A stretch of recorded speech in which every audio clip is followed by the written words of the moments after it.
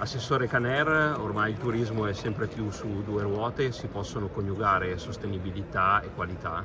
Sì, la Regione sta scommettendo molto sul tema del turismo in bici, nel cicloturismo. Sono quasi 2000 ormai i chilometri di piste cicloturistiche sulle quali abbiamo investito come Regione Veneto. Vogliamo continuare su questa strada, non a caso il prossimo anno avremo anche la prima fiera a Padova sul cicloturismo, che è tornata finalmente in Veneto, e questo è stato un appuntamento che abbiamo voluto e portato a casa in maniera molto determinata.